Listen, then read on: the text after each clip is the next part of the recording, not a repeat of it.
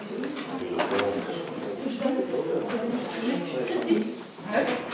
n'y a plus de siège pour journalistes? Si, là, il en a.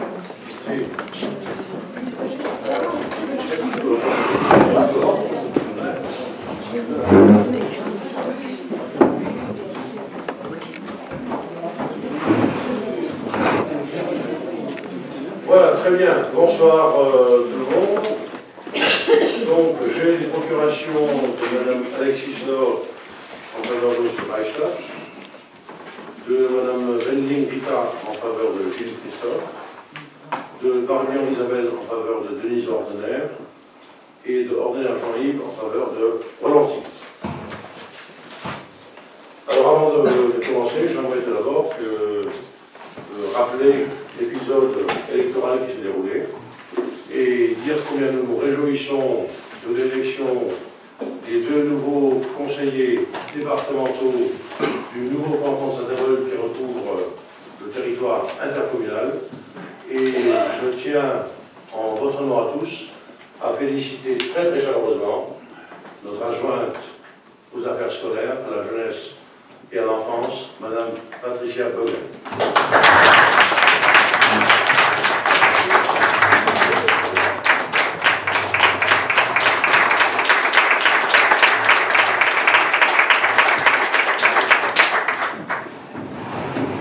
Voilà. Cela malgré leur email des élections municipales où on a vu l'UMP de façon scandaleuse alliée au Front National, au point qu'on ne savait plus très bien qui étaient les uns et les autres, mais le résultat est là aujourd'hui, nous en sommes très satisfaits, et surtout nous, dans notre commune, je pense que maintenant nous aurons enfin les subventions auxquelles nous aurons droit, et dont nous avons été privés pendant 8 années. Les subventions sont parties ailleurs. Maintenant, je pense que nous les aurons, au même titre d'ailleurs que les autres communes.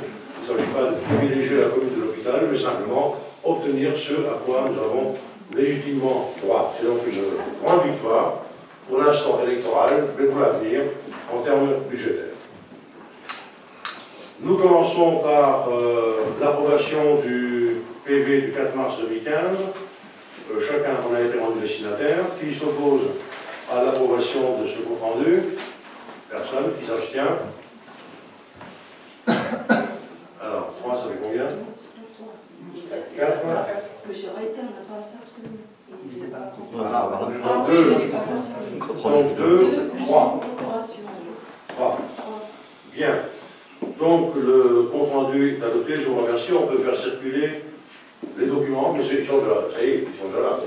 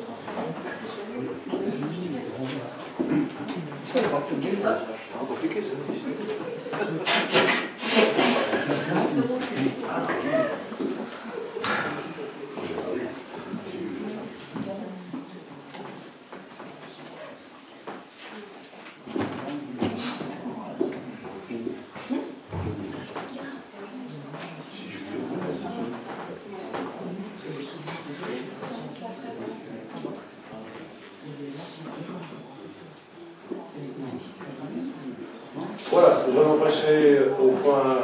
Monsieur le maire, Monsieur.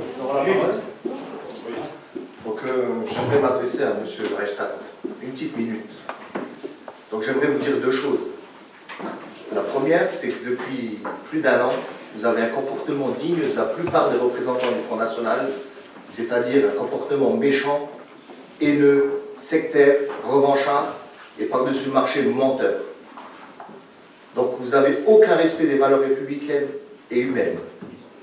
La deuxième chose que j'aimerais vous dire, qui est à mes yeux beaucoup plus grave, si vous n'arrêtez pas de tenir des propos insultants et diffamatoires à mon égard via les réseaux sociaux depuis plusieurs mois, je déposerai directement une plainte contre vous, ainsi que vos amis, auprès de la police nationale et si ça va plus loin, un courrier auprès du procureur de la République, contre vous et certains de vos amis. Alors j'espère que vous avez bien compris le message. Et pour conclure, sachez que, Monsieur Reichstadt, je me battrai au quotidien contre les valeurs que vous défendez au sein du Parti Front National depuis plus de 28 ans, comme vous le dites, sur l'hôpital. Merci.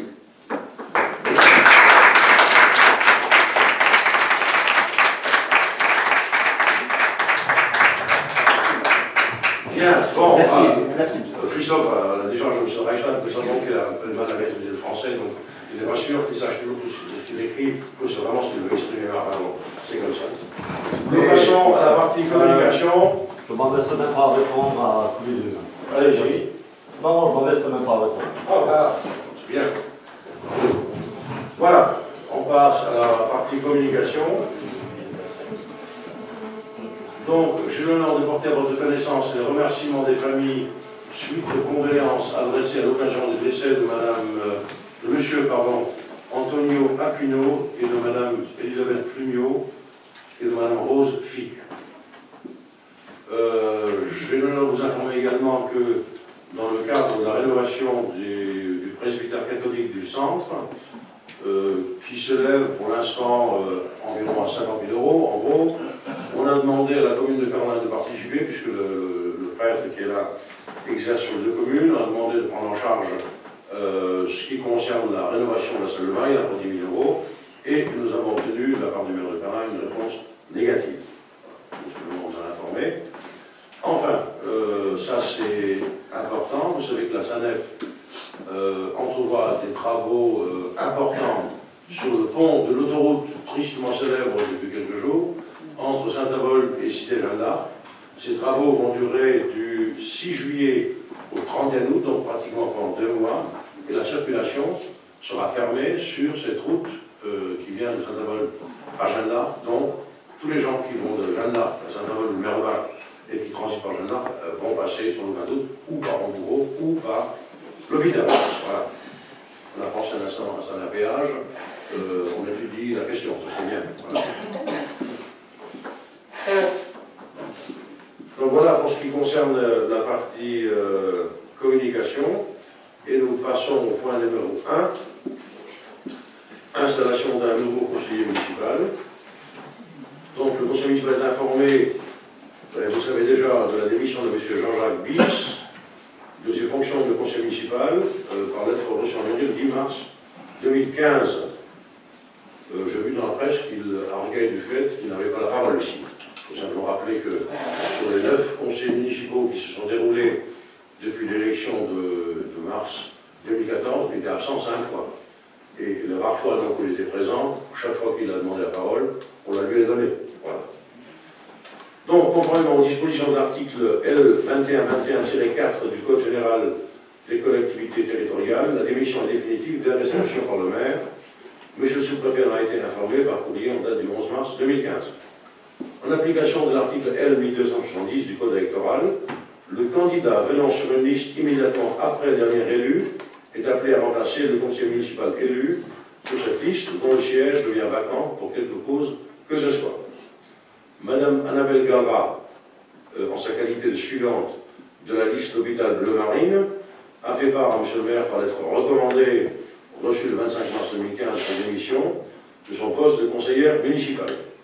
M. Patrice Reiter est le suivant sur cette liste et doit être installé dans ses fonctions de conseiller municipal, ce qui est fait aujourd'hui, et je précise que M. Reiter est encarté Front National.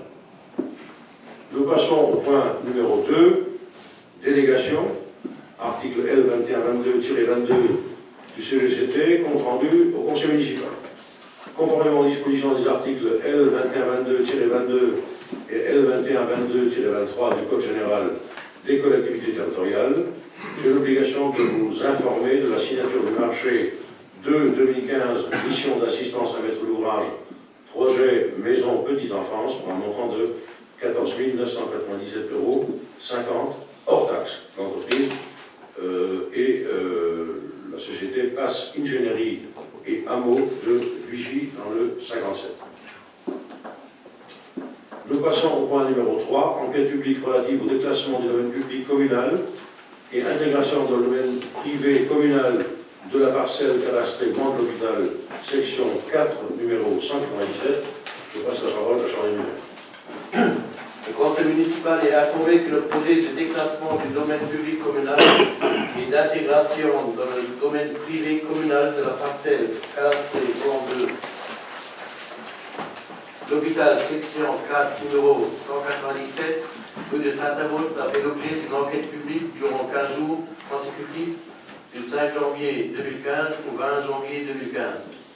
Le commissaire enquêteur n'ayant recueilli aucune observation de la part des administrés a émis un avis favorable au déclassement de la parcelle précitée et à son intégration dans le domaine privé communal. Le conseil municipal est appelé à délibérer sur cette opération et à demander la transcription au livre foncier de l'ensemble de ces éléments cadastraux conformément à l'objet de cette enquête publique. Voilà, donc il s'agit d'un tout petit bout de terrain, quelques mètres carrés que nous allons prochainement donc céder au particulier qui a fait cette demande. Des questions? Pas de questions. Je propose donc de passer au vote. Qui s'oppose à cette proposition? Personne. Qui s'abstient? Personne. Le point est adopté à l'unanimité. Je vous remercie. Nous passons au point numéro 4. Demande d'acquisition par un particulier d'une parcelle communale. Donc il s'agit de la même. Je passe la parole à André Binder. Vous êtes informé de la demande d'un particulier qui souhaite acquérir une parcelle communale au droit de son habitation rue de Saint-Avold en échange d'une parcelle lui appartenant cadastrée Banc de l'Hôpital, section 4, numéro 192, d'une contenance de 0 A 13. La parcelle communale d'une contenance de 0 A 48 est cadastrée Banc de l'Hôpital, section 4, numéro 197, délaissée du domaine public communal intégré dans le domaine privé de la commune. Il vous est proposé d'accepter cet échange sans versement de soulte, de charger Maître Lang, notaire à Saint-Avold, de la rédaction de l'acte d'échange dont les frais sont à la charge de l'acquéreur, de mandater Monsieur le maire pour la signature de l'acte correspondant. Voilà, des questions? Pas de questions, je propose donc de passer au vote. Qui s'oppose à cette demande? Personne. Qui s'abstient? Personne. Le point est adopté à l'unanimité. Je vous remercie. Et nous passons au point numéro 5, travaux d'isolation thermique par l'extérieur d'un bâtiment, occupation du domaine public communal. Demande de M. Collin. Je précise que nous avons déjà répondu favorablement à une demande du même type récemment, rue de la Montagne à À Bois-Richard, ce sont des propriétés qui sont construites en limite du banc communal, et quand les gens veulent installer une isolation sur le bâtiment, ils empiètent sur le domaine communal, donc il faut qu'on accorde une autorisation de le faire, mais ça me semble tout à fait logique. Monsieur Claude. Le conseil municipal est informé de la demande de M. Collin Jean-Claude, demeurant maintien en vue du chemin de fer, qui souhaite procéder à l'isolation par l'extérieur de son habitation. Son immeuble se trouvant en limite de propriété par rapport au domaine public communal, le projet d'isolation par l'extérieur de M. Collin Jean-Claude empiète en totalité sur ce dernier. Il est proposé au conseil municipal d'accorder à M. Collin Jean-Claude l'autorisation d'occupation privative du domaine public communal à ce titre précaire et révocable. Merci Jean-Bernard. Des questions? Je ne pense pas. Bien. Alors on passe au vote. Qui s'oppose à cette proposition? Personne. Qui s'abstient? Personne. Le point est adopté à l'unanimité. Nous passons au point numéro 6. C'est le même sujet, mais concernant un autre administré. Monsieur Muller. Le conseil municipal est informé de la demande de Mme Lazaro Anne-Marie Demorand, 23 rue du Chemin de Fer, qui souhaite procéder à l'isolation par l'extérieur de son habitation. Son immeuble se trouvant en limite de propriété par rapport au domaine public communal, le projet d'isolation par l'extérieur de Mme Lazaro Anne-Marie empiète en totalité sur ce dernier. Il est proposé au conseil municipal d'accorder à Mme Lazaro Anne-Marie l'autorisation d'occupation privative du domaine public communal et à ce titre précaire et révocable. Voilà, merci Charlie. Des questions? Pas de questions, je propose donc de passer au vote. Qui s'oppose à cette proposition? Personne. Qui s'abstient? Personne. Les points sont adoptés à l'unanimité. Je vous remercie. Nous passons au numéro 7, qui concerne le projet d'adhésion de la commune de l'hôpital au syndicat intercommunal pour l'entretien et l'aménagement de la Rosselle. Nous avons été sollicités par ce syndicat dans la mesure où nous sommes concernés par d'éventuels travaux d'aménagement, non pas de la Rosselle, mais de la Merne, vous savez, ou du Merne, comme vous voulez. Vous savez que le Merne se jette dans la Rosselle à Merlevac. Et si des travaux devaient être entrepris ou imposés, parce que la Communauté européenne est très soucieuse de réhabilitation des rivières, ces travaux seraient entièrement à leur charge. Le fait d'adhérer au syndicat permettrait de voir ces travaux éventuels financés à hauteur de 80% par le syndicat. Voilà. Donc, il vous est demandé d'accepter notre adhésion à raison de 3 € par habitant, sachant que les industriels, eux, participent à hauteur de 10 000 € par an à l'entretien de ces rivières que sont la Rosselle et le Verne. Des questions? Oui. Oui, ça fait quand même cher, ça fait quand même 15 000 € pour l'hôpital, quoi. Oui. Hein? Et c'est une commune assurance, si on veut dans un sens. Puisque s'il y a des travaux à faire, on ne tient encore pas. C'est pas évident. Ben, ils ont fait des travaux au niveau de la Rosselle à Saint-Avold. Vous savez, les travaux d'aménagement de rivière, ça coûte extrêmement cher. Hein. Ça compte en centaines de millions d'euros. Alors, si on participe à hauteur de 15 000 €, un jour, on en profitera, parce que si on n'adhère pas, évidemment, on fait l'économie de 15 000 €, mais on aura l'entière charge financière d'une éventuelle réhabilitation pour nous. Voilà.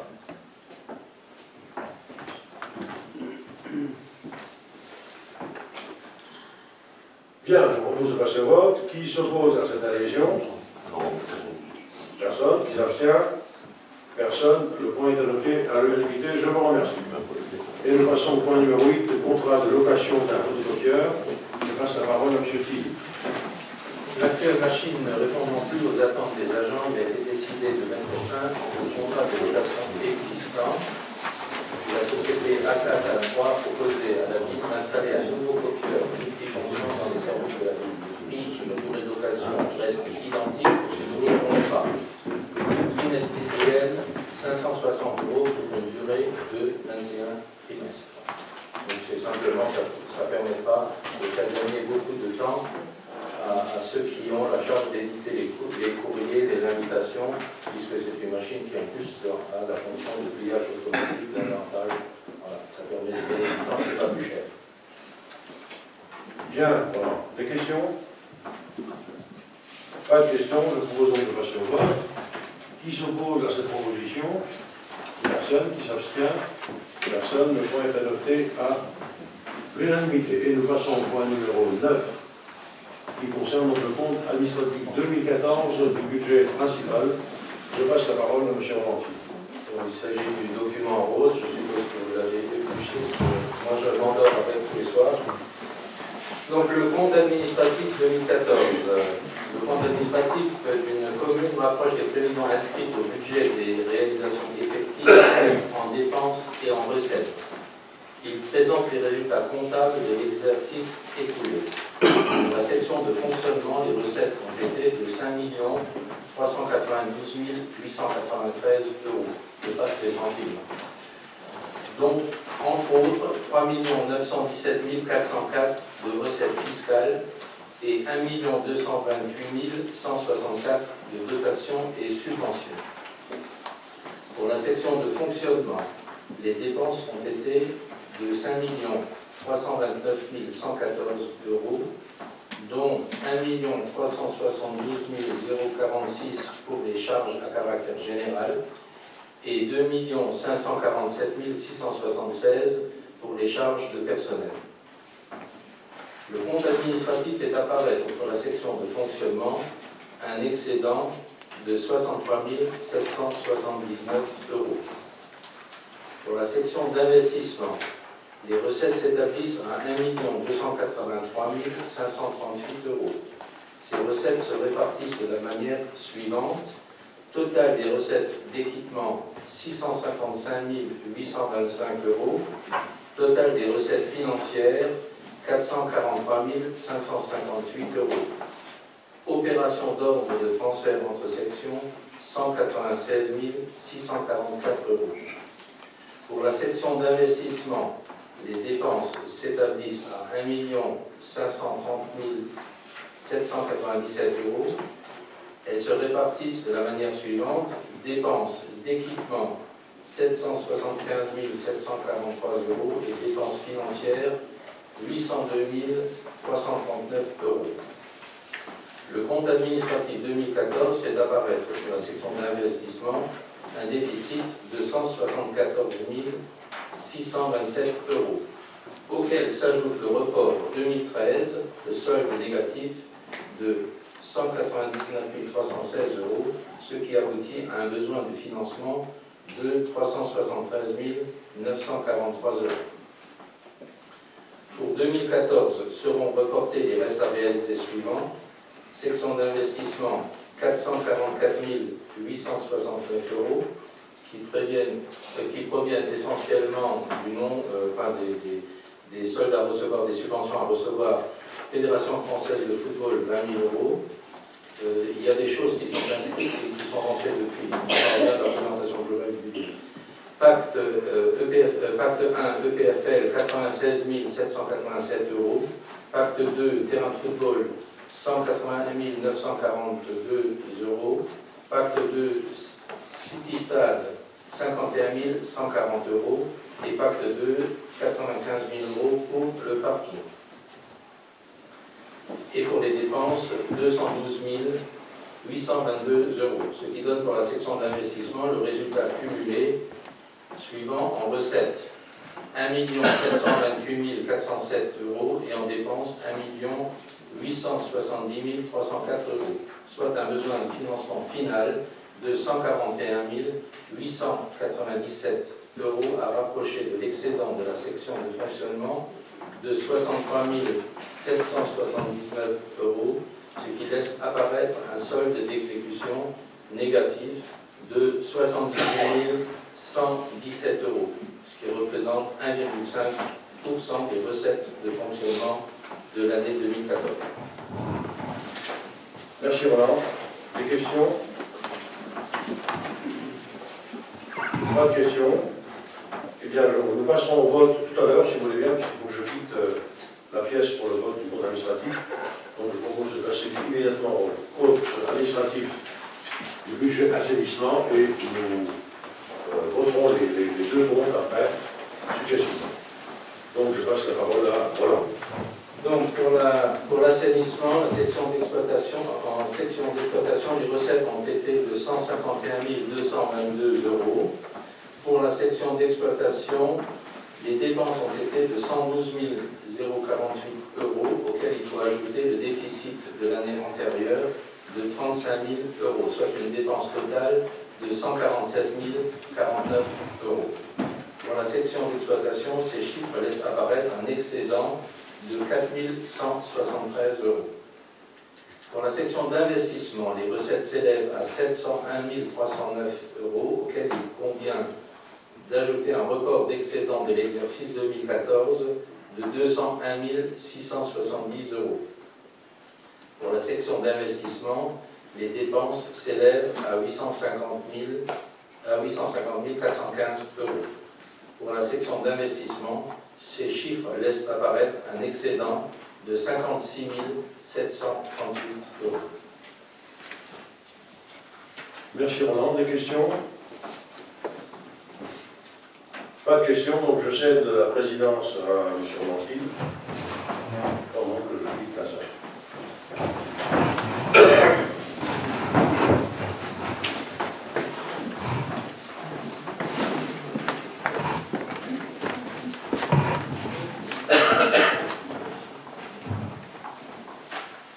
Je pourrais en profiter pour faire un putsch, mais je reste sérieux.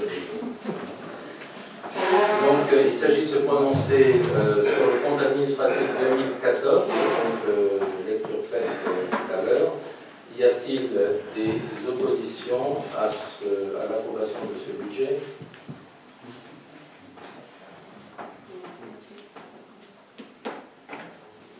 Un, deux, trois, quatre. Des abstentions? 3. Vous pouvez donner les noms parce que nous, on ne voit pas la même chose. Eh bien, les 3 délégués de Gilles, dont une procuration. Et nous, on va chercher à faire. Ah oui, c'est en face. Donc, M. Reiter, M. Reichstadt et son mandat, donc c'est... Non. C'est M. Reichstadt qui a fait contre, celui qui a contre, et M. Reiter s'abstient.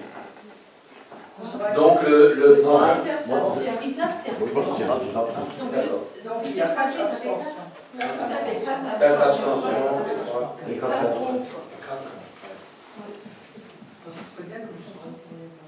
Oui, parce que sinon, on ne voit pas. On est clair?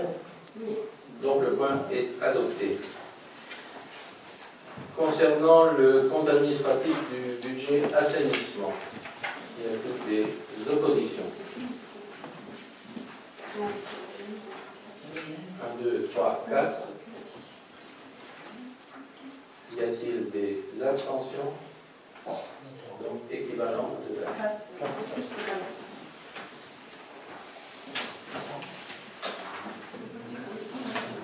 Donc, le budget assainissement est également adopté. Et pour les signatures, on a le droit de rappeler M. le maire.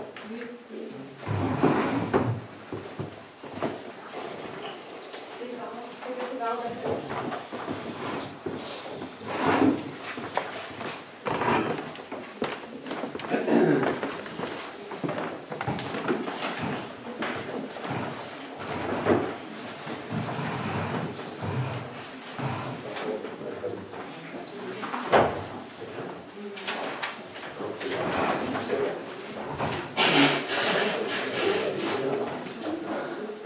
Voilà, donc l'ordonnateur, moi-même, en l'occurrence, vous remercie d'avoir validé ces deux comptes administratifs.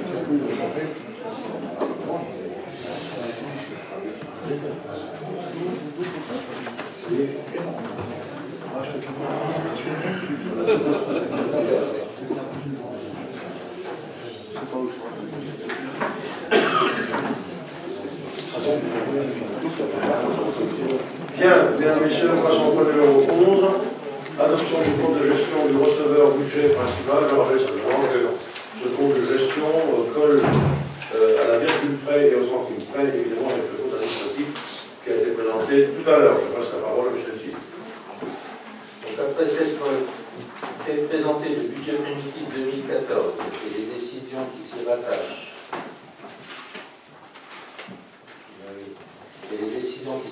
les titres définitifs des créances à recouvrer, le détail des dépenses effectuées et celui des mandats délivrés, les bordereaux de titres de recettes, les bordereaux de mandats, le compte de gestion dressé par le receveur accompagné des états de développement des comptes de tiers, ainsi que l'état de l'actif, l'état du passif, l'état des recettes, des restes à recouvrer et l'état des restes à payer, après avoir entendu et approuvé le compte administratif de l'exercice 2014, il est demandé de donner quitus au receveur municipal pour le compte de gestion de l'exercice 2014 du budget principal.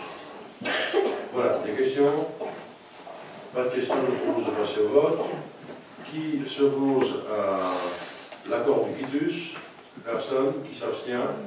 Personne. Le point est adopté. Pardon. 3 abstentions. 3 abstentions. Bien. Point numéro 12.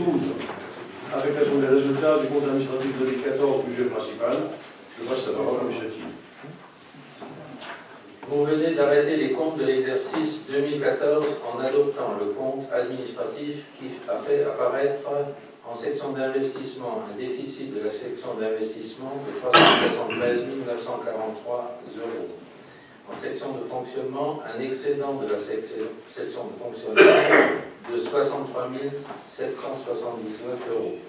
Il est proposé au conseil municipal d'affecter les résultats comme suit: 373 943,42 € au compte D001, solde d'exécution de la section d'investissement en reporté, et 63 779,67 € au compte R1068, excédent de fonctionnement capitalisé. Des questions? Pas de questions, nous proposons de passer au vote. Qui s'oppose à cette invitation? Personne. Qui s'abstient? 3 abstentions. Je vous remercie, le point est adopté. Et nous en arrivons au point 13, qui concerne le budget primitif 2015. Donc, à ce propos, il me semble important de rappeler les conditions actuelles de contraintes budgétaires auxquelles sont soumis l'ensemble des collectivités, donc la nôtre également. Pour mémoire, je rappelle que la DGF, la dotation globale de fonctionnement versée par l'État, s'élevait pour notre commune à 1,2 million d'euros en 2011, et qu'aujourd'hui, nous sommes pratiquement à la moitié. Ça veut dire que nous avons perdu plusieurs centaines de milliers d'euros en 4 ans, et que nous allons devoir élaborer un budget extrêmement contraint, quand je l'ai dit, et en particulier, nous allons être obligés de réaliser des économies importantes au niveau du fonctionnement. Je rappelle d'autre part que la particularité de notre commune, je l'ai déjà dit, mais je le répète, c'est que nous sommes une petite commune de 5500 habitants, avec des équipements dignes d'une ville de 20 000 habitants, avec 4 églises, 4 gymnases, un complexe tennistique de première qualité, mais qui nous coûte cher en termes d'entretien et de fonctionnement, avec de très nombreuses salles communales, bien sûr que nous louons, donc qui rapportent quelques recettes, mais qui coûtent cher en entretien, en chauffage, en électricité. Je rappelle également que la grande majorité des associations de notre commune disposent encore, devrais-je dire, de locaux gratuits.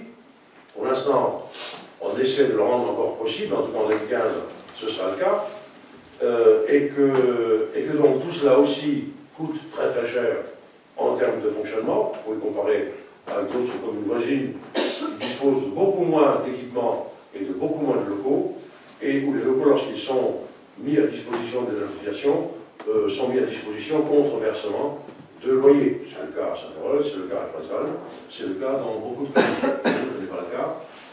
On a vécu pendant très très longtemps sur la richesse des houillères, les recettes étaient élevées, on n'a pas toujours fait dans le passé ce qu'il aurait fallu faire, et on est obligé de le faire aujourd'hui. Je pense en particulier aux travaux d'assainissement, on en a fait pour des sommes importantes, mais on est un petit peu en retard dans ce domaine, mais il faut dire que pendant très très longtemps, rien n'a été fait dans le domaine de l'entretien de la voirie et dans le domaine de l'entretien des réseaux d'assainissement. Voilà. Donc tout ça, ça coûte extrêmement cher, et on va être obligé de faire des coupes sombres dans un certain nombre de domaines. Vous allez le voir, on va le voir en détail, et je pense qu'à l'avenir, les choses iront de mal en pis, parce qu'il n'y a pas d'espoir de voir cette situation changer. Alors, ce n'est pas un problème de politique de droite ou de politique de gauche.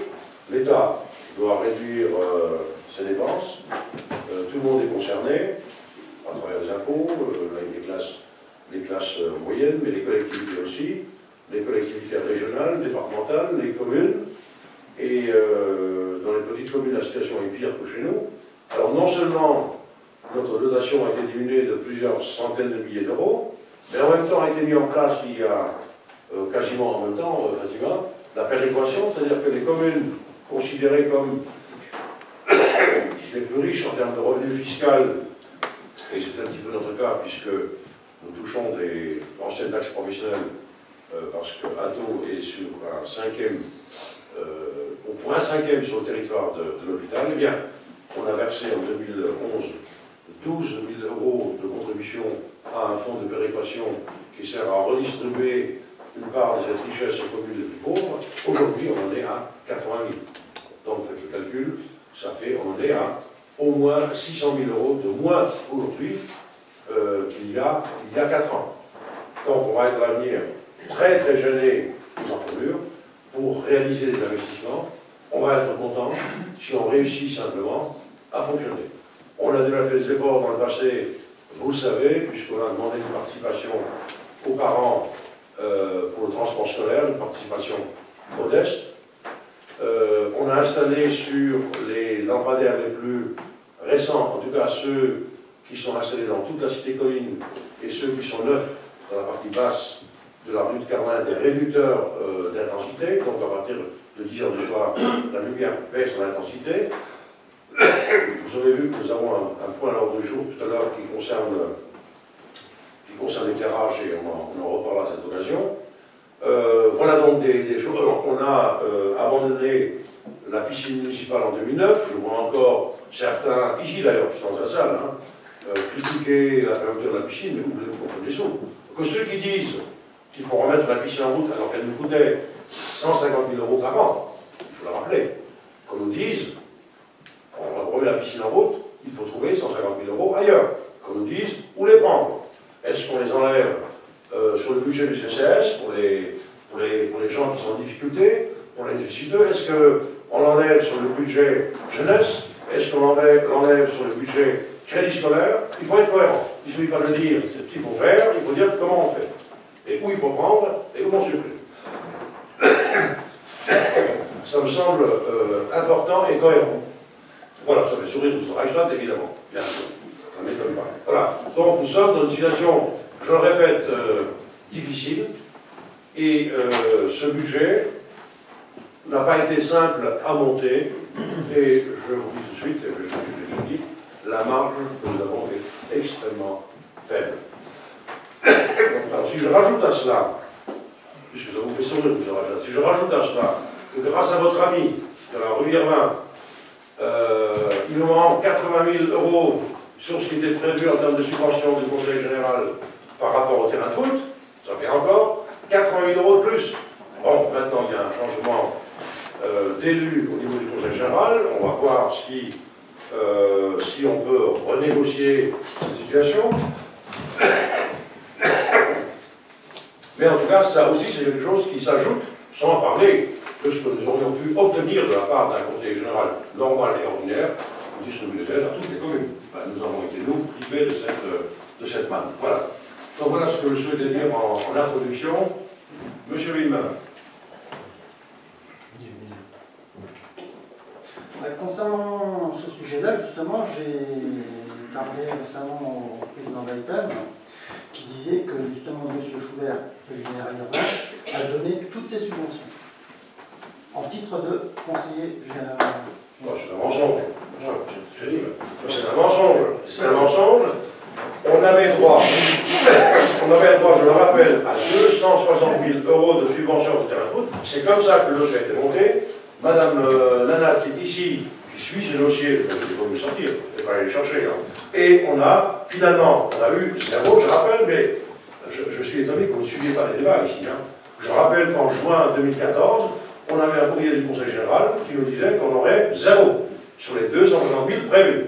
Donc, qu'est-ce que nous avons fait? Nous avons ici pris une délibération pour dire nous allons au tribunal administratif pour essayer d'obtenir malgré tout cette subvention. Et le Conseil général savait très bien qu'il perdrait et qu'il serait obligé de la verser. Et donc, qu'a fait le président Gaëtan? Il a fait passer une nouvelle délibération au Conseil général et nous avons obtenu, non pas l'intégralité, nous avons obtenu 180 000 €.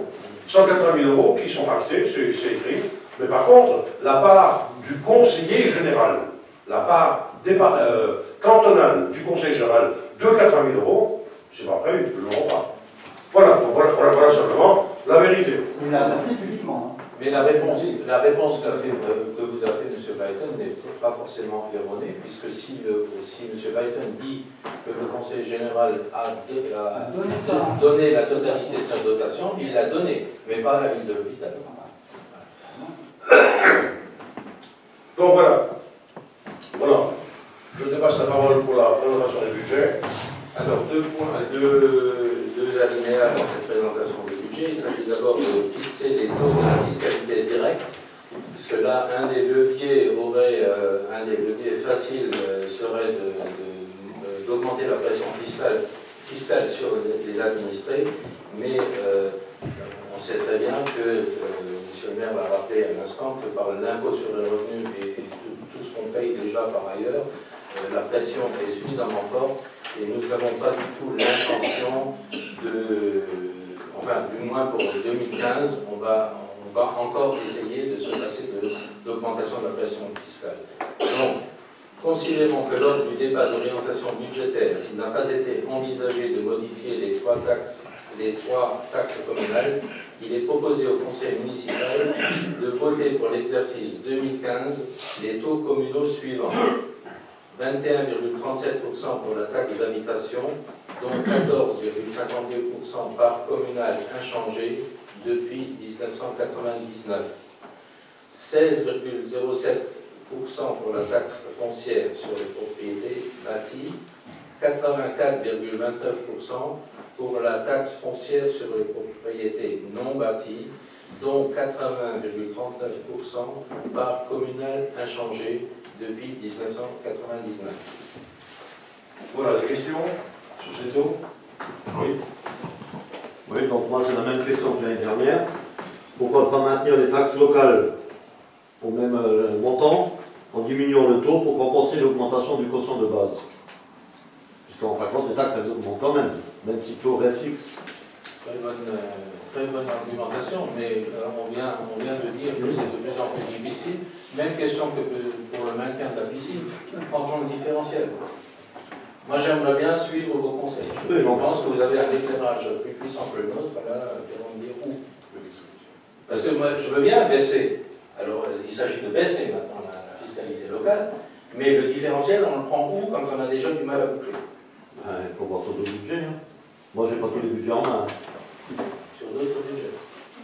Ben, vous l'avez en main, le budget. Vous avez le détail, hein, vous avez tout le détail. Oui.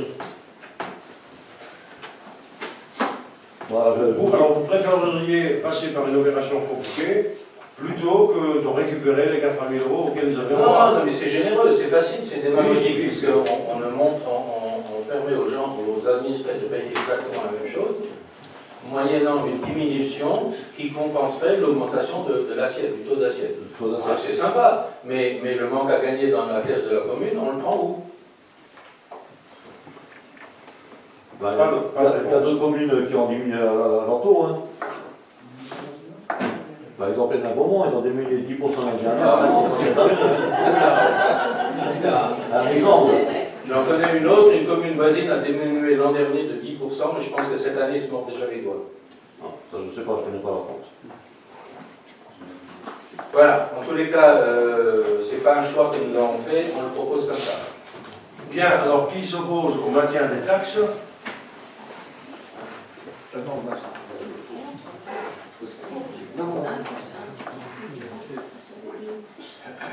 Donc deux oppositions. Qui s'abstient? Donc 1, 2, 3. Pour l'abstention. Voilà, donc le taux des taxes tel que proposé est adopté. Je vous remercie et passons au point B. Vote du budget primitif 2015. Budget primitif 2015, donc pour la section de fonctionnement, les dépenses et les recettes s'équilibrent à 5 344 000 euros. Les dépenses de la section de fonctionnement se répartissent de la manière suivante. Charge à caractère général, 1 234 000 euros. Charge de personnel et frais assimilés, 2 590 000 euros. Autres charges de gestion courante, 881 200 euros. Charges financières, 284 000 euros. Charges exceptionnelles, 15 000 euros. Virement à la section d'investissement, 40 439 euros. Opération d'ordre de transfert entre sections, 179 361 euros. Les recettes de la section de fonctionnement se répartissent de la façon suivante. Atténuation de charges, 120 000 euros. Produits des services, domaines et ventes diverses, 80 000 euros. Impôts et taxes, 3 928 000 euros. Dotation, subventions et participations, 1 171 000 euros. Autres produits de gestion courante, 40 000 euros. Produits exceptionnels, 5 000 euros. Voilà pour la section de fonctionnement. Pour la section d'investissement, les dépenses et recettes s'équilibrent à 1 336 766 euros. Les dépenses de la section d'investissement se répartissent de la manière suivante. Opération d'équipement, nouvelles inscriptions, 150 000 euros. Dépenses financières, 600 000 euros. Reste à réaliser 2014, 212 822 euros. Solde d'exécution négatif reporté, 373 943 euros. Les recettes de la section d'investissement se répartissent de la manière suivante. Subvention d'investissement reçue, 57 000 euros. Dotation fonds divers et réserves, 160 779 euros. Produits de cession, 454 317 euros. Virement de la section de fonctionnement, 40 439 euros. Opération d'ordre de transfert entre sections, 179 361 euros. Reste à réaliser 2014, 444 869 euros. Le budget primitif 2015 s'équilibre en recettes et en dépenses à 6 680 766 euros. Ce budget s'inscrit logiquement dans la politique budgétaire menée par le groupe majoritaire du conseil municipal, qui est elle-même la traductrice de la volonté municipale. Ce budget s'inscrit donc dans la continuité du mandat précédent, tout en tenant compte de la conjoncture économique extrêmement difficile, on vient de vous le rappeler. La direction choisie lors du débat d'orientation budgétaire est de continuer à développer l'attractivité de notre commune, de continuer d'améliorer la qualité de la vie dans notre commune, de continuer à soutenir l'investissement structurel sans pour autant accentuer la pression fiscale. Le budget présenté est en équilibre réel selon l'article L 1612-4 du Code général des collectivités territoriales. Voilà, merci Roland. Des questions? Monsieur Reichstadt. Oui, j'ai remarqué quand même qu'il y a encore une fois, comme par hasard, 80 000 euros qui vont manquer sur la page 13 par rapport aux dotations locales qui sont de 601 000. C'est les chiffres officiels qui ont été divulgués pour l'hôpital et vous avez marqué 680 000. Donc il y a encore 80 000 qui vont se perdre. Voilà. C'est juste et ce fera l'objet d'une décision modificative. Les dotations ont été communiquées aux communes au moment où les imprimés étaient faits et les prévisions budgétaires qui sont présentes dans le document que vous avez et que je viens de relater sont des recommandations qui nous ont été faites par la sous-préfecture au moment même où la sous-préfecture n'avait pas les éléments. On a été aussi intelligent que vous et on a interrogé la perception sur la suite à tenir. Faut-il détruire les documents et tout recommencer et ne plus être dans les délais de présenter le budget? Et on nous a dit que non, les décisions modificatives servent à cela. Ok. Voilà. Donc il manquera quand même 80 000 euros. Il manquera encore 80 000 euros et qui feront l'objet d'une retrituration des comptes à venir. Mais on aura à en débattre ici encore une fois. 80 000 euros devient un chiffre fétiche. Oui, et puis après, j'ai sur la page 6, produits de cession, je voulais savoir ce que c'était les 454 000 euros. C'est l'objet du point 18 ou 19, je crois, à savoir la vente de la maison familiale de Masebourg, mais on en parlera tout à l'heure. Donc le montant est déjà fixé, quoi. Pardon? Le montant est fixé puisqu'il est dans le budget, quoi. Non, non. Non, Ça peut être plus, on espère que ce sera plus. Mais en tout cas, le chiffre a permis d'équilibrer le budget avec cette somme. Ok. C'est tout? C'est tout. Pas d'autres questions? Voilà, je passe donc au vote. Qui s'oppose à l'adoption de ce budget politique 2015? 2. Qui s'abstient? Alors, 1, 2, 3, 4, 5. 6. Vous avez tout le monde. Enfin, il y a Christophe et Jean-Marc. Ça fait 3. Et ici, il y a 3.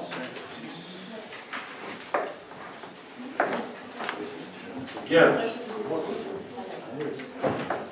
Nous passons au point 14, attribution de subvention. Je passe la parole à Madame Roux. Le conseil municipal est appelé à se prononcer sur la répartition des subventions aux associations dont la liste est annexée au budget primitif 2015, budget principal, à la page 40. Donc tout le monde a vu le document. On a réduit, tant qu'on a pu, les subventions. On était à hauteur de 320 000 € à peu près l'an dernier, un petit peu plus. On passe sous les 300 000 tout juste. Le problème, c'est que nous avons un certain nombre d'associations qui nous reviennent cher. Rien que les activités jeunesse ASBH, il y en a pour 110 000, hein, sur ces 300 000, 110 000. Ensuite, il y a des associations qui ont des salariés, comme le Pimbo Club, donc la subvention est importante parce qu'elle permet en particulier de payer un salarié, et je crois que ce sont des associations qui font un beau travail. Il y a plus de progrès, c'est 30 000 €. Donc finalement, il y a quelques associations, pas très nombreuses, qui se partagent la plus grande partie du gâteau parce que ça ne peut pas être autrement, ou alors elles mettent la clé sous la porte, et puis les autres qui ont un petit peu de participation. Ah, j'ai oublié la réunion municipale, hein, c'est important aussi. Donc, et d'autres se partagent un petit peu des sommes moins importantes, sachant qu'elles bénéficient quand même de salles, de chauffage, d'électricité et de nettoyage, qui sont racontés évidemment dans cette subvention financière, je veux dire. Hein, voilà. Alors, est-ce qu'il y a des questions? Oui. Effectivement, on fait des subventions aujourd'hui aux associations, mais est-ce qu'on a un retour des associations sur les bilans justement des associations par rapport à ces subventions qu'on verse? Mais quel retour? Sur les bilans justement des associations, quand M. Gilles parlait par exemple des polices qui étaient très très riches et qu'on a ouvert des subventions, voilà, est-ce qu'on a justement des retours par rapport à ça? Chaque association, dans sa subvention, nous soumet un bilan financier de l'année précédente, donc ce sont un document qu'on a, et dont on tient compte évidemment. Vous avez vu que pour ce qui concerne le tennis par exemple, la subvention qui était de 4 000 est passée à 2 000. 6 000 l'année dernière. 6 000, elle est passée à 2 000. Donc plus les 3 500 de décembre, ça fait 5 500. Oui. Voilà. Mais c'est quand même un bâtiment qui est en train de la commune, hein. On ne parle pas de. Ouais. Oui, les 3 même chose de décembre, ça concerne un bâtiment qui nous appartient. Voilà. Ouais. Mais ça a été versé sous forme de subvention exceptionnelle. Oui. Ça aurait pu être inscrit sur une ligne budgétaire, Oui. investissement ou autre chose. Exact.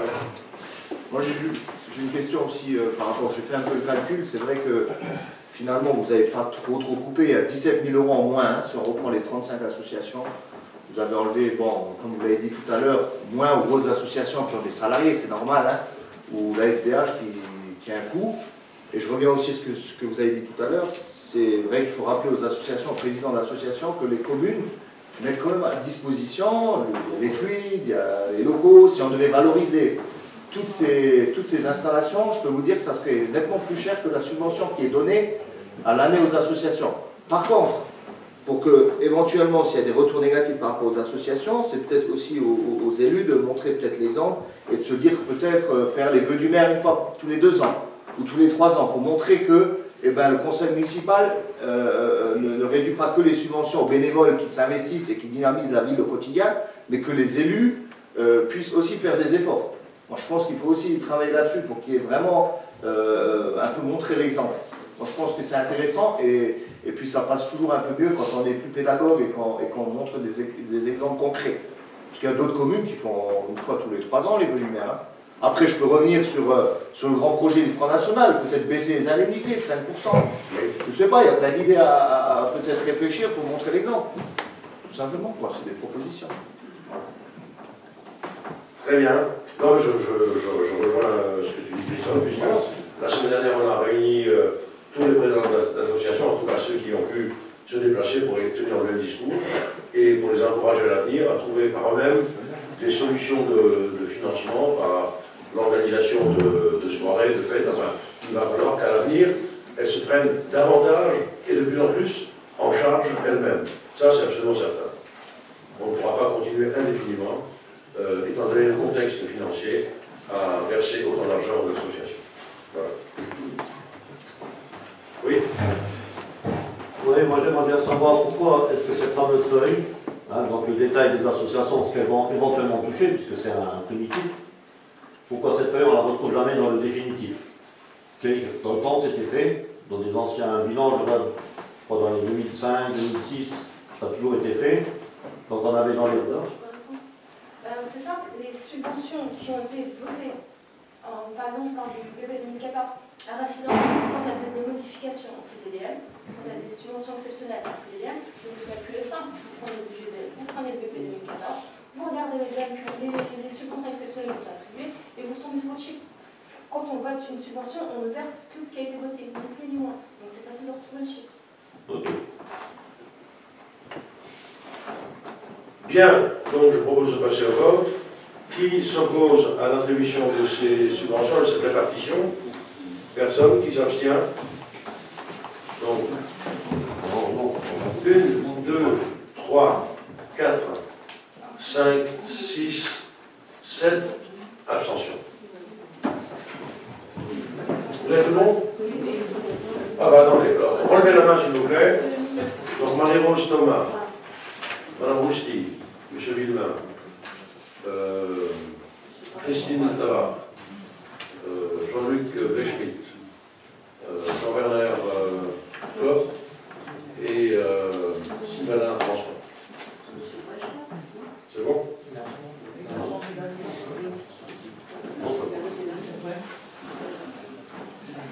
Je pense qu'on peut préciser pour ceux qui sont là en observateur que les abstentions sont motivées par le fait que ces gens-là sont eux-mêmes présidents ou directement impliqués dans la vie associative. Voilà. Très bien. Bon. Point 15.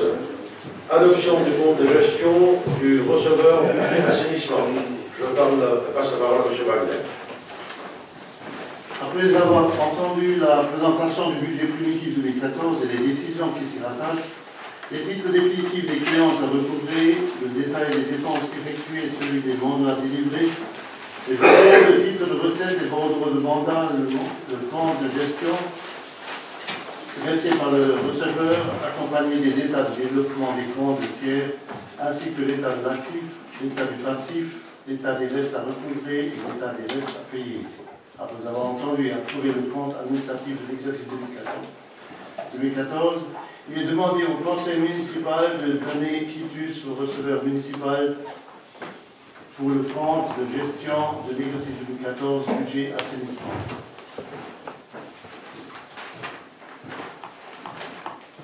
Y a-t-il des questions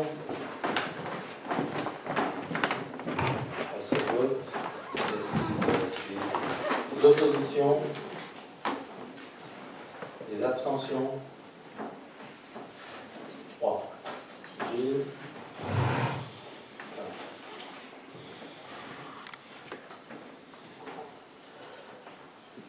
Et on passe au point numéro 16.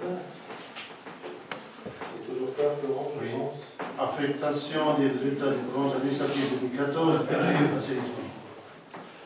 Le conseil municipal vient d'arrêter les comptes de l'exercice 2014 en adoptant le compte administratif qui fait apparaître en section d'investissement un excédent de la section d'investissement de 52 565,29 €, en section de fonctionnement un excédent de la section de fonctionnement de 4 173,35 €. Il est proposé donc au conseil municipal d'effectuer les résultats comme suit. 52 565,29 € au compte R001, solde d'exécution de la section d'investissement reporté, et 4 173,35 € au compte R1068, excédent de fonctionnement capitalisé. Voilà, merci. Est-ce qu'il y a des questions par rapport à ça sur le technique? Des oppositions? Des abstentions? Point. Donc le point est adopté.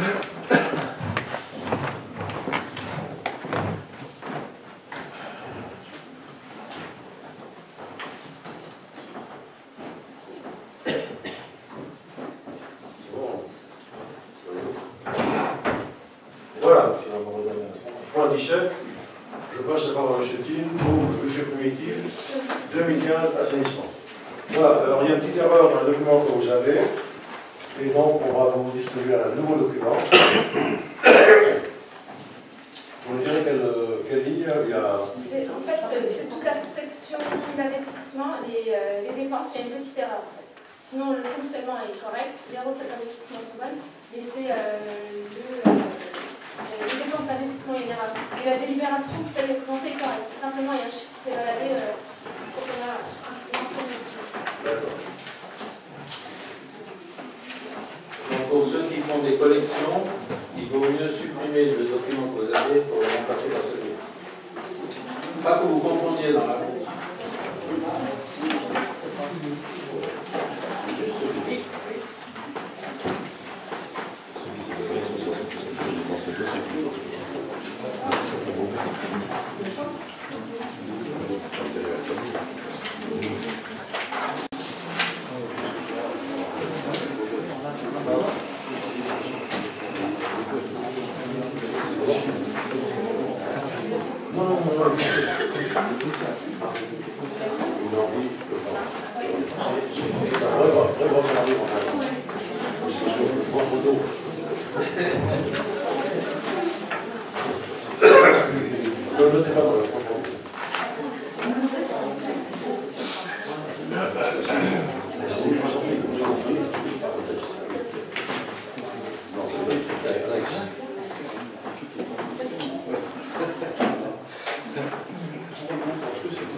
Voilà, vous avez tous ces documents.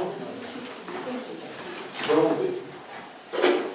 concernant le budget primitif 2015, section d'assainissement, pour la section d'exploitation, les dépenses et les recettes s'équilibrent à 180 000 €.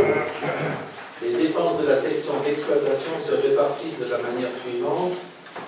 Charges à caractère général, 60 000 €, entretien courant du réseau d'assainissement. Charges financières, 89 000 €.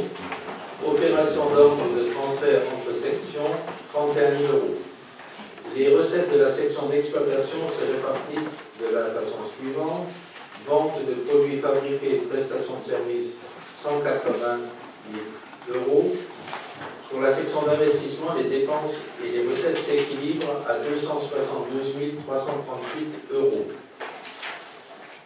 Les dépenses de la section d'investissement se répartissent de la manière suivante. Dépenses d'équipement, 59 034 €. Emprunts et dettes assimilées, 96 000 €. À ces dépenses de la section d'investissement, il convient encore d'ajouter les restes à réaliser 2014 pour un montant de 117 303 €. Les recettes de la section d'investissement se répartissent de la manière suivante. Fonds de compensation de la TVA, 110 000 €. Virement de la section d'exploitation, 25 000 €. Opération d'ordre de transfert entre sections, 35 173 €. Solde d'exécution positive de la section d'investissement en reporté, 52 565 €. Le budget primitif 2015, assainissement, s'équilibre en recettes et en dépenses à hauteur de 287 022 € et 22 cents. Voilà, des questions? Pas de questions, je propose donc de passer au vote. Qui s'oppose à l'adoption de ce budget primitif 2015 assainissement. Personne qui s'abstient. Alors, 3 à votre droite, aujourd'hui. Et puis 4 en face. 4. Bien, le point est adopté, nous arrivons au point 18. Ah, bien, signer les documents.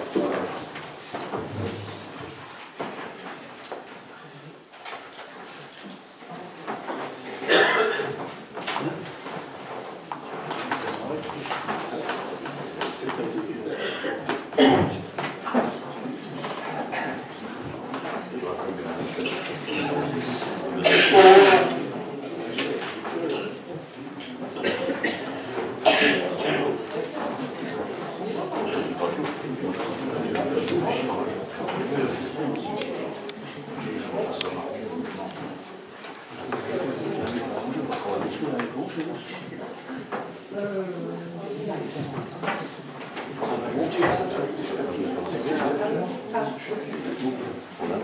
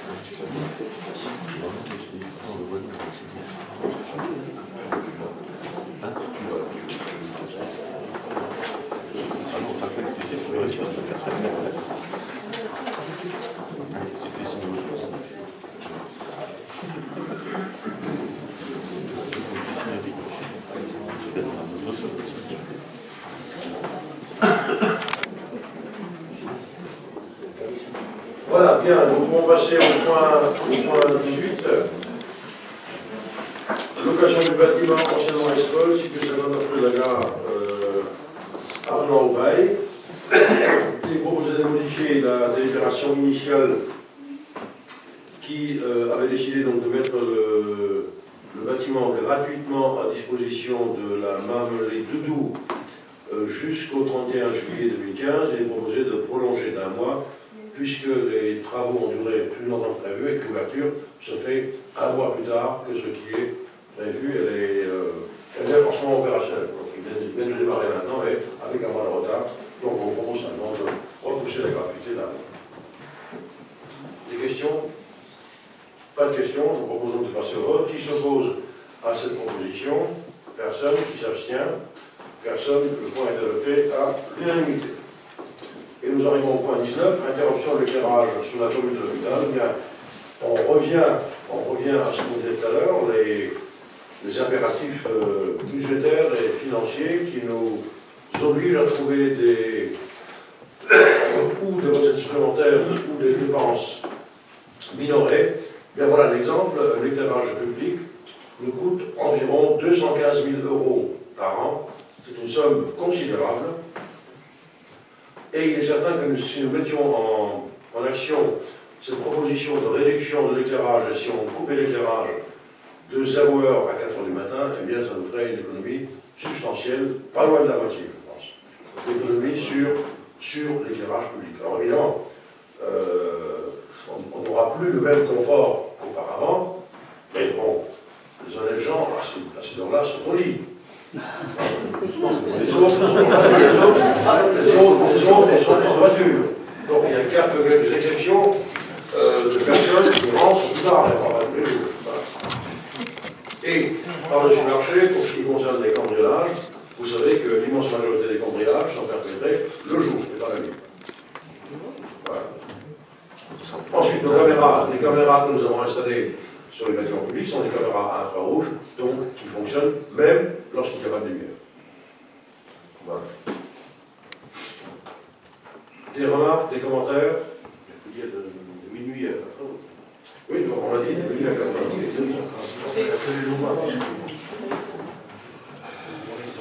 Monsieur de Reichstadt. Oui, est-ce qu'on n'arriverait pas à faire, puisqu'il y a une réduction sur une partie de la commune sur des lampadaires qui peuvent être réduits en intensité la nuit, est-ce qu'on ne pourrait pas pousser ça plus loin sur les autres lampadaires? Ou un lampadaire sur deux, est-ce que, je ne sais pas si le réseau électrique est fait pour... Mais bien sûr, mais simplement ça demande un investissement supplémentaire parce que les poteaux qui sont en place ne sont pas adaptés à ces lampadaires nouveaux et les lampadaires, il faudrait les changer. Or, on n'a déjà pas, on parle bien de restrictions. Si on avait fait ça en amont, si les années passées, on avait pu faire ces investissements qui sont tout à fait judicieux, on aurait pu se passer même de fermer et on passait l'ensemble du réseau en réduction d'intensité de telle heure à telle heure, et c'était parfait. Là, ça voudrait dire investir quand on a... Non, mais c'est pour ça que je demande, est-ce que c'est possible? Est-ce que techniquement, je ne connais pas l'installation techniquement, je n'ai pas la réponse, en tout cas, là où ça a été fait, c'était sur les lampadaires nouveaux, c'est-à-dire qu'un système est installé à l'intérieur du lampadaire métallique. Alors, je ne sais pas s'il existe un système qui soit ouvert à tous les vents et qu'on pourrait fixer sur des poteaux en béton, avec des possibilités de dégradation, je crois pas. Il existe par contre des ampoules aujourd'hui. Pardon? Des ampoules commandables à distance. Il y en a pour 450 000 pour la ville de l'hôpital. On avait fait une étude là-dessus. Et sinon, le réseau électrique de distribution de ces poteaux, est-ce qu'il n'est pas un double fil qui permettrait d'éteindre un lampadaire sur deux? Ce qui se fait beaucoup dans certaines communes. Sur le réseau existant, est-ce que c'est tout branché en série ou alors c'est... Branché en série. C'est branché en série. Non, tu ne peux pas. En série, tu ne peux pas faire. En série, ça veut dire que ça va. Simplement parce qu'au moment où ça a été fait, jamais n'aurait pensé qu'un jour on aurait besoin de faire des économies sur ce chapitre. Il y a beaucoup de communes qui le font. Ouais, et, par contre, si on ne pouvait pas éteindre du lundi au vendredi, et le week-end, parce qu'on sait que ça circule plus la nuit, le week-end, laisser allumer. Et la semaine, éteindre. Est-ce que c'est possible ça? Je ne sais pas répondre techniquement. Parce que si demain on se rend compte qu'il y a une augmentation, dégradation et tout, est-ce qu'on reviendra en... Est-ce qu'il y aura une possibilité de revenir en arrière? On peut à tout moment. À tout moment. Si c'est on une voit intervention technique rapide. D'accord. C'est une électrique qui va être installée dans les transports, quoi. Ah d'accord. Par secteur, quoi. Par secteur. Mais c'est possible de la programmer par le week-end.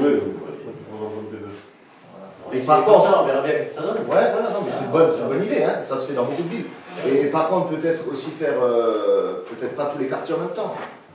Peut-être la semaine là, tel quartier, si c'est commandé par quartier, je sais pas. Hein. Oui, c'est par quartier. Peut-être commencer comme ça, doucement, parce que ça va peut-être effrayer les gens. C'est impressionnant de rentrer quand tu fais la nuit noire. Oui, oui. Mais le problème, si on coupe un quartier et pas d'autre, les gens vont dire, ouais, pourquoi moi j'ai de la lumière, l'autre il n'en a Ouais, pas. ça fait aussi. Ouais. Non, mais par alternance. Pas toute la ville dans le Ça noir. marche très bien. Hein? Pourquoi vous ne voudrez pas marcher chez nous? Pas tout. Oui, oui, non, mais je suis d'accord. Non, mais je pense Les honnêtes gens vont au lit à 22h30, moi aussi. Je pense que quand on cherche des économies, c'est une piste sérieuse. Après, on verra bien les effets pervers. Si ça se passe bien sans Denis-Roche, oui, peut-être on aura à y revenir, mais je pense qu'il faut déjà commencer à faire des tests. Ah oui, il faut bien préciser. Bon, au niveau sécurité, c'est pas une bonne solution. On fera le Si point. on n'arrive pas à réduire en consommation, mais un minimum d'éclairage devrait, au niveau sécurité, quand même rester. Les autres communes, ils font la même chose. Et ça marche très bien, depuis des années. Par contre, pour revenir à la question initiale, c'est sûr que quand la preuve a été faite, on a changé les lampadaires à Colline, on a utilisé les lampadaires à LED qui consomment moins que évidemment. Et au fur et à mesure qu'on aura des modifications. Parce que si je me rappelle bien, l'année dernière, dans un des conseils, on avait voté des ordres à LED. Bon, sur le avait été prévu, mais le problème c'est il a cité le chiffre de 450 €. Voilà, je l'ai sorti aussi. Bien, voilà. Écoutez, on va faire laisser comme ça, et puis on fera le point d'ici la rentrée, on verra s'il faut aménager, modifier, etc. Voilà, qui s'oppose à cette proposition? Personne, qui s'abstient? Une abstention ici, et donc 4 là-bas. Voilà, nous passons au point numéro 20. Session maison familiale de vacances à Azoulou. Bien, nous sommes encore dans la démarche de réduction des frais de fonctionnement. Il faut savoir que le centre familial de vacances, dans lequel on a investi beaucoup d'argent pour réhabiliter, en termes de rénovation de salles de bain, des ballons, d'isolation, etc., nous coûte entre 100 000 et 150 000 € par an. Donc, le céder à un organisme dans ce métier, ce qui ne veut pas dire que les gens qui voudraient y aller ne pourraient plus y aller, bien sûr. Simplement, ils seraient gérés par quelqu'un d'autre que par la commune. Donc, la proposition, c'est de trouver un repreneur, pas sûr qu'on y parvienne, on le souhaite en tout cas. Donc, trouver un repreneur qui reprenne le centre familial de vacances de Azoulou. On a déjà des contacts. Pour faire cette économie entre 100 et 150 000 € par an. Voilà. Oui. Après, je pense qu'il y aura des tarifs qui vont être négociés pour les habitants de la ville de l'hôtel, pas du tout. Ça dépend du repreneur. Ça, je ne pense pas. Je crois que c'est un organisme privé sans part des... Pourquoi vous y allez souvent? J'étais déjà une fois. Pardon? J'étais déjà une fois, oui. Voilà. Enfin, on pourra le demander. On pourra le demander, mais vraiment, si on nous accorde ce privilège-là, il faudra lâcher sur autre chose. Hein. Je ne sais pas sur quoi, mais c'est donnant-donnant dans le privé. Hein. Et des repreneurs potentiels qui mettent en œuvre ce type de politique de mise à disposition d'appartements de vacances, ça va forcément dans un sens social. Donc ce sera peut-être un peu moins social que les tarifs de la ville de l'hôpital, mais ça restera social. Je pense, je souhaite. Oui, Christophe. Alors, je n'ai pas très bien compris le sens de la question. Alors, vous voulez vendre, vous voulez vendre. Oui. C'est pas une délégation de service public. Non, non. La ville n'aura pas de recettes. C'est on vend un prix et terminé. Voilà. Et on fait l'économie du fonctionnement. Oui. Ça veut dire que... C'était l'idée. J'avais pas très bien compris le sens de la phrase. Je me suis dit c'est peut-être une gérance. Concession. C'est carrément on vend. C'est pas une passation en délégation de service public. Voilà, on vend. Ouais, j'ai compris. Auquel cas, on serait resté propriétaire. C'est ça. Et avec les obligations de propriétaire, à savoir continuer à payer la taxe foncière, s'occuper des réparations, Ouais, d'accord. Donc l'objectif, c'est de... C'est de le vendre. Ok. Alors évidemment, ça fait toujours un petit peu de peine parce que, comme la piscine, parce que ça a été construit aussi par les gens de l'hôpital, dont quelques-uns, pas très nombreux, vivent encore. Mais on est arrivé à un point aujourd'hui, si on était encore dans la situation de 2011, avec une DGF qui était à la hauteur de ce qu'on avait, la question ne se poserait pas. Mais maintenant, la question se pose. Par contre, j'ai une proposition par rapport à tout ce qu'on a entendu avec la vente de la piscine à l'époque. Est-ce qu'il serait peut-être pas judicieux de faire un référendum municipal à travers l'action qu'on reçoit et demander l'avis aux gens? Dangereux. Ouais, mais je pense que... C'est dangereux parce que les gens ne répondent pas toujours comme on veut. Mais c'est pas grave. Au moins, on fait participer la population parce que je pense qu'à une certaine époque, beaucoup autour de cette table étaient contre cette vente. Il y a 7 ou 8 ans en arrière, il y aurait eu des levées de boucliers si on avait dit on vend. Et là, je crois que tout va bien, tout le monde a envie de vendre. Alors, peut-être pas l'ensemble de la population. À ce moment-là, si on veut un référendum, il faut la mettre en face. Si vous répondez oui, on sera obligé d'augmenter les impôts locaux, voilà l'augmentation que ça représente. Il faut être cohérent. Parce que sinon, évidemment, spontanément, les gens qui ne suivent pas la politique locale, on diront non. Je crois qu'on est... Mais je crois qu'il faut l'expliquer, il ne faut pas dire du jour au lendemain, les gens ils ouvrent la presse, ah, on a vendu à Zolbourg. Oui. Non. Mais on compte sur la presse est là, elle va expliquer tout ça. Ah voilà, il faut l'expliquer. Elle va expliquer les contraintes budgétaires dans lesquelles nous nous trouvons et qui nous obligent à nous séparer d'un patrimoine local. D'une partie du patrimoine. Comme l'État le fait lui-même d'ailleurs. Oui. L'État le fait aussi. Toutes les communes qui ont un patrimoine le font. Non, mais il faut l'expliquer, moi, il n'y a pas de souci. Pas forcément dilapidé, hein. Pas forcément dilapidé. On est obligé. Oui. Non, mais on l'explique pas dans l'action, bien sûr. Je crois, oui. Parce qu'à une certaine époque, il y a une dizaine d'années en arrière, on aurait pu aussi le vendre. Parce qu'on était, je crois, dans un état beaucoup plus catastrophique économiquement qu'aujourd'hui, dans la gestion municipale. Mais il n'y a plus de rentrée maintenant. Voilà. Oui, non mais absolument, mais il y a 10 ans, il y avait l'État. ressources. Voilà, exactement. Oui, il y avait et les gens, il faut leur expliquer que les dotations baissent, il faut bien. Parce qu'à mon avis, c'est vrai que. C'est pas évident.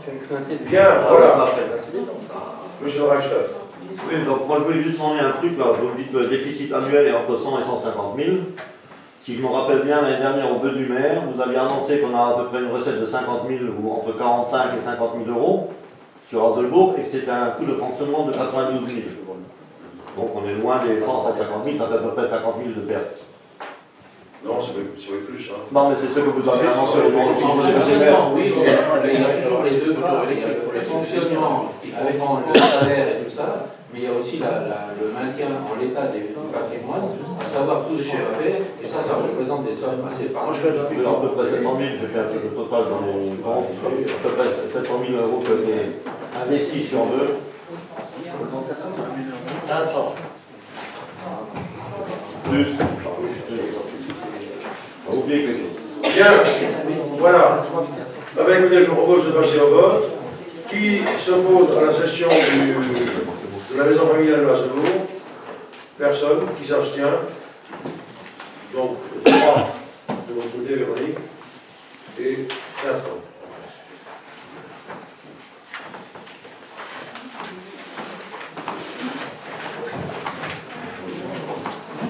Voilà, l'ordre du jour étant épuisé, je clôt la séance. Écoutez, je vous souhaite une bonne soirée. Merci.